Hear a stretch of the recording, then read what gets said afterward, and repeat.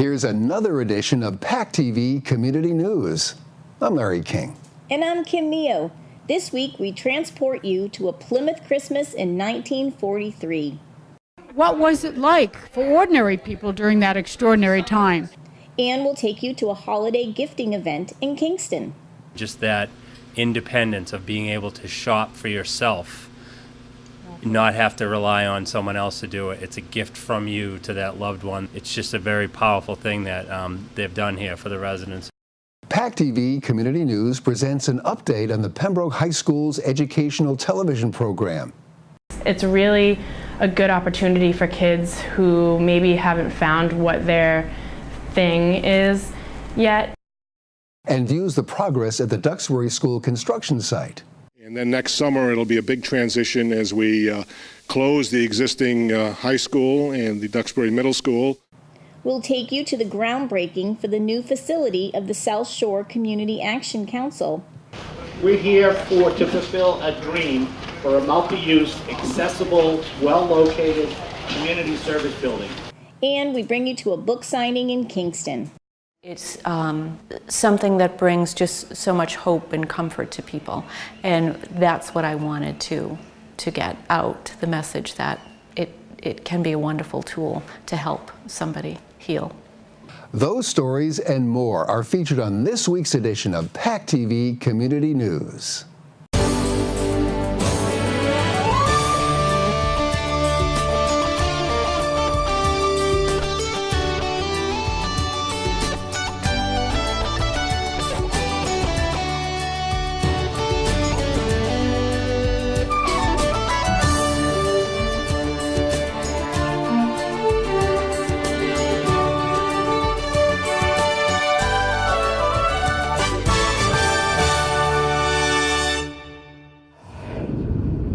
Now in its second year, Pembroke High School's Educational Access Television program has instituted some important changes.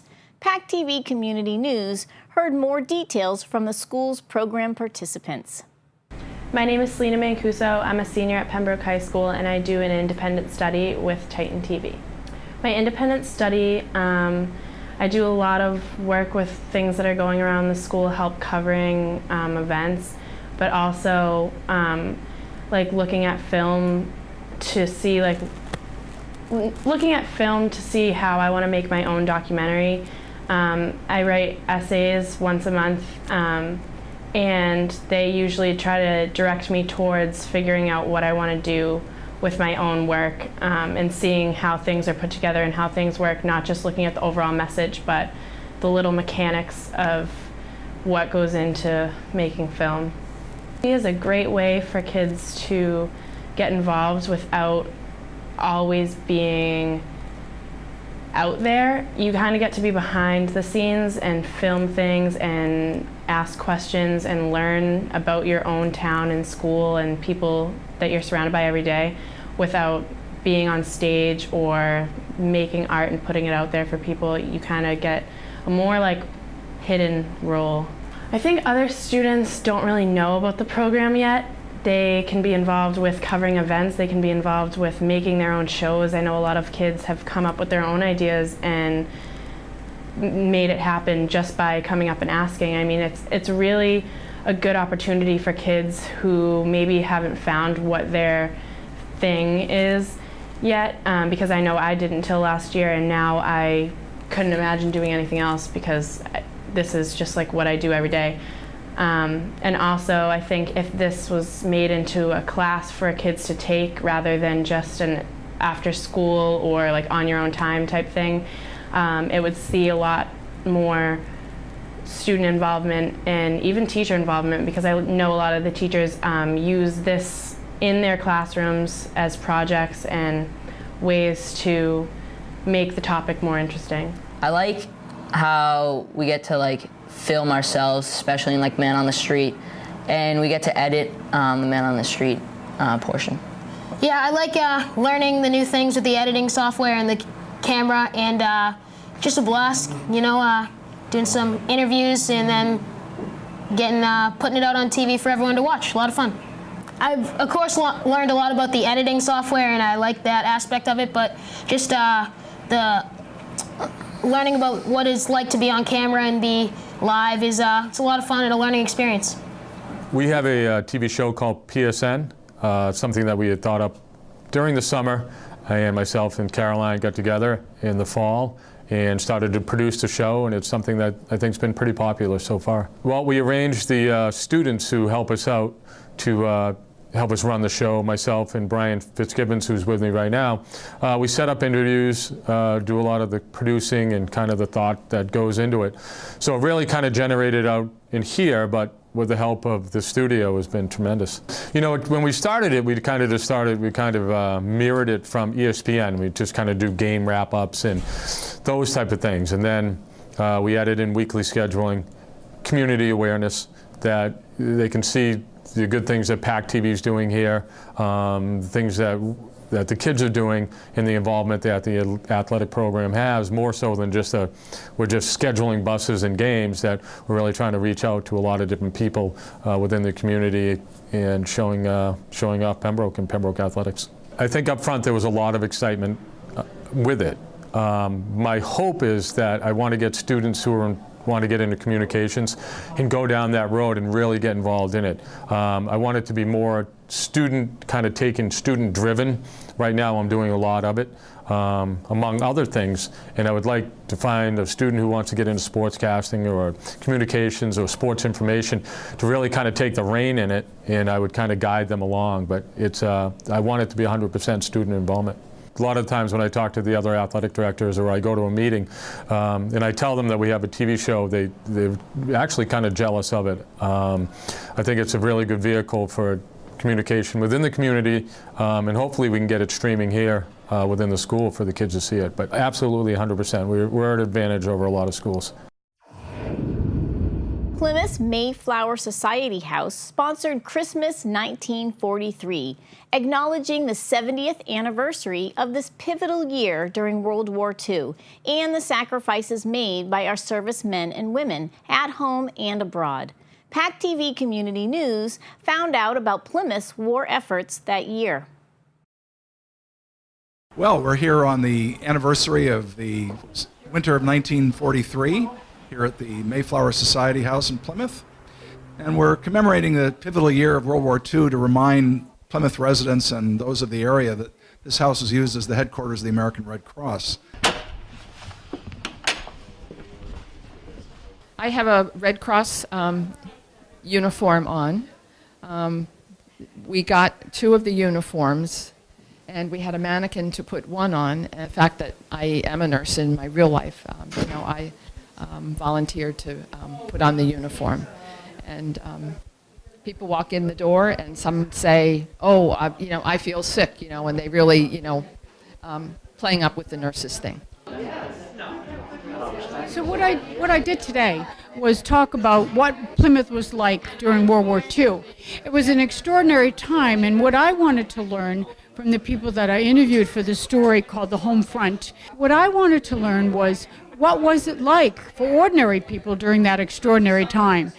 And it took a great deal of courage for people living during that time. There was actually U-boats that were patrolling along the whole New England coast and near Plymouth. And there was fear, there was a great deal of fear, and there were many precautions that were taken relative to the potential for bombing and for attack. Army nurse, Red Cross Army nurse. To think about what the war meant to Plymouth, the greater area, to the service that this house provided to probably thousands of people, and to gather some of those stories this weekend, to have people come here to reminisce, to give us some perspective, and to share connections. It's been a wonderful opportunity to learn more about the house, about the community, and to remind us and Plymouth that we're all part of a bigger story. Construction of the new Duxbury Middle and High School is moving along on schedule. Project manager Dave Lewick told PCN that construction is over 70% complete, ready for a September 2014 opening. Many areas of the state-of-the-art school are getting finishing touches, while the big box areas, such as the gym, cafeteria, and library, will be beginning the final phase of their construction over the next few months. Workers are enjoying the heated environment now in this $130 million construction project. The town's share of this will be about $70 million after reimbursement from the state. In the spring, construction will begin on landscaping and finish work on the outside of the co-located Duxbury Middle and High School. And then next summer, it'll be a big transition as we close the existing high school and the Duxbury Middle School, move furniture, fixture, and equipment, new and old, into this building, introduce new technology into this building, and get ready for the next phase of construction, which will be the demolition of the existing schools. Giftability is a holiday shopping program at Wingate Senior Living in Kingston. Donated items allow Wingate residents to shop for family gifts for the holiday season at the facility. PACTV spoke with one of the volunteers, learned about his fundraising efforts for the Giftability program, and about his family's special story. It started in my backyard and it's kind of grown into something really big, which is great. It's a bago tournament, which is just like, it's like horseshoes except it's played with bean bags. And it's grown to about 80 to 100 people, which is nice. And we raise money for just different charities. I try and pick someone different this year. And this past year, we raised a little over $1,300 for Giftability, which was nice. It was kind of my way to say thank you to Sue and Carol for the great work that they do here. So,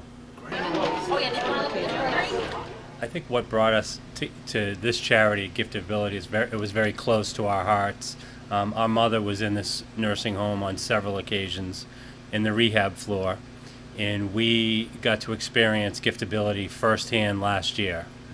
We heard about this but didn't really know what it was, and the nurses had us come down at the end of the day about 1 o'clock, and my mother kept saying, I can't go down and shop, I don't have any money.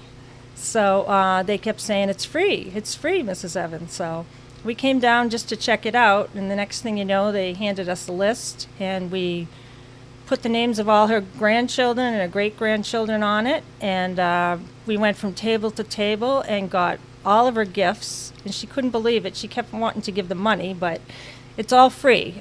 Susan Nichols and Carol founded this, and they do fundraising all year long. They go out and get the gifts, and all this we found out afterwards, but they fundraise all year, shop for it. So the patients come and just go to all the different tables to buy their grandchildren gifts, or their sons or their daughters, and they bag it, they wrapped it, bagged it, brought it to her room, and my mother ended up passing away before Christmas, which we did not know was going to happen. So what was great about it is that we had a gift for each grandchild and great-grandchild to open on Christmas Day.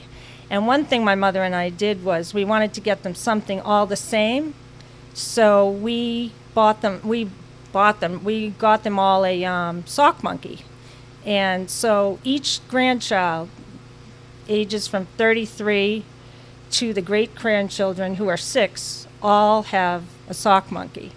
So we had them all sit under the tree on Christmas Day and took a picture of them all with the sock monkey, and that has become like a little bit of a poster for this wonderful charity of Giftability.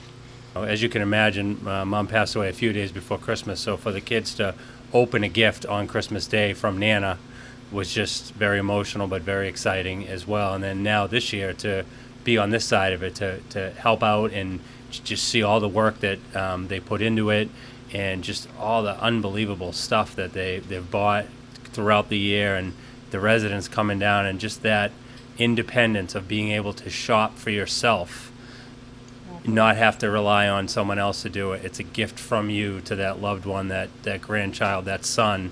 It's just a very powerful thing that they've done here for the residents, and we saw how much our mom, loved that. It wasn't her giving us money to go out and buy our kids something. It was something that she picked out, and it was really personal, and it was a great something. Independence is at this age is a big thing to have, and it gets taken away as you get older a little bit. And Sue and Carol give that back to them on Christmas, which is nice.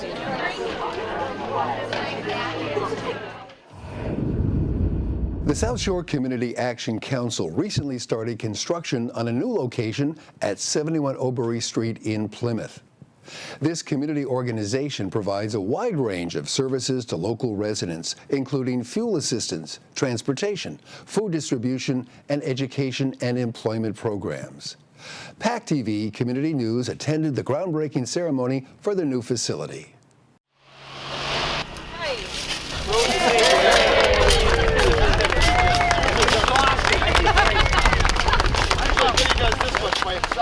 I want to welcome you all here today, and Senator Murray and our fine reps over here, and all our dignitaries and board members and staff and just everybody.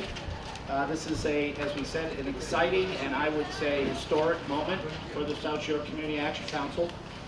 You know, it's taken a lot of planning and effort, and thanks to the support of all of you and many others. You know,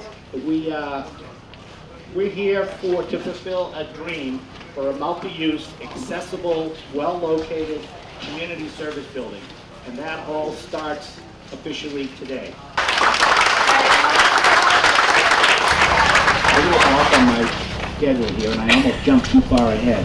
And now I need to go back because we have another visitor with us. A great supporter of our fuel assistance and Head Start and all of our programs. And someone who we would not be here today without, that's Congressman Keating. Thank you. As we begin the groundbreaking today, I think we could aptly call today Independence Day. Because it's Independence Day because of the work of the South Shore Community Action Council, the support of my colleagues in government, and the private support that has been part of this as well. Everything that's done by the South Shore Community Action Council is forward-looking, whether it's helping young children get a start so they can succeed in school, whether it's making sure the nutrition's there for those children, whether it's making sure that people have help in financial literacy so they don't lose their homes, make sure that they have the opportunity for workforce development so they can get a skill for a new job. What this is, as I said, Independence Day.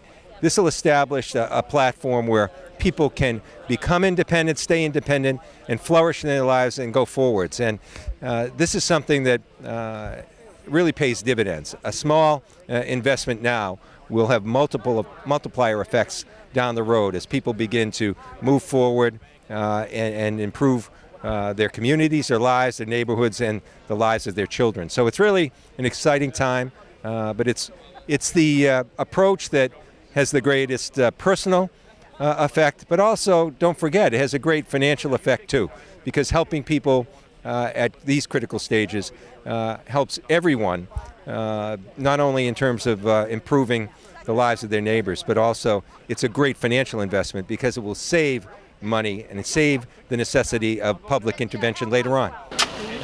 This is our groundbreaking for the new building, and we're looking forward to being a good neighbor on Oberry Street. Want to thank Registry of Deeds is here and other neighbors that surround us, so we're very grateful, and we look forward to being part of Oberry Street community. A medium is an individual who acts as a channel of communication between the earthly and spiritual worlds. One method of spiritual communication is called table tipping, where a medium channels the combined energy of a group. A Kingston author and acupuncturist has written a book about table tipping, and PACTV Community News spoke with her at her recent book signing. Table tipping is a form of spirit communication. And unlike mental mediumship, where a medium is mentally communicating with spirit and then relaying to someone the information that they're getting, table tipping is considered a form of physical mediumship where everybody present is able to participate in the communication. So everyone sits at a round three-legged table, just like this one here in front of me. And we do a little meditation and protection prayer, and then spirit causes the table to start moving up and down, tapping. So it will answer yes and no questions by lifting up once, say for yes, and then no movement for no. It will tap out whole messages. It will lift up into somebody. We call that a hug from spirit. And it's always a very amazing, comforting, healing experience for someone. And this is the second book I wrote. It's called The Healing Table because I wanted to show people how this form of spirit communication can bring healing to someone. Emotionally, it can be very healing for somebody just in the fact that they can connect again with their loved one, to know that they're okay, to know that they're still around them and they know everything that's going on. They're just in a different form. They haven't gone. They're still there. It's just a different form of energy. And it can be spiritually healing for somebody too, to bring them back to a place of faith and trust and hope. So it's just so many levels. And the book delves into those in greater detail with examples and stories from my own kind of archives, I guess you'd say, and experiences that, support each one. And so it's been a great source of comfort and hope and healing for people, and that's why I wanted to share it with others out there. Thanks for watching PACTV Community News. Replay times are listed at PACTV.org. Click on the PCN logo to view each complete story edition or individual story. See us on YouTube by searching for the PACTV Community News channel. Also, like us on Facebook to receive previews each week with links to all our stories. During the next 2 weeks, we'll highlight some of our most popular stories for 2013 seen on YouTube and viewed on our regular program. Thanks for watching. Wishing you happy holidays from PACTV Community News. Look for more local news stories about the people, places, and events in your community starting in January.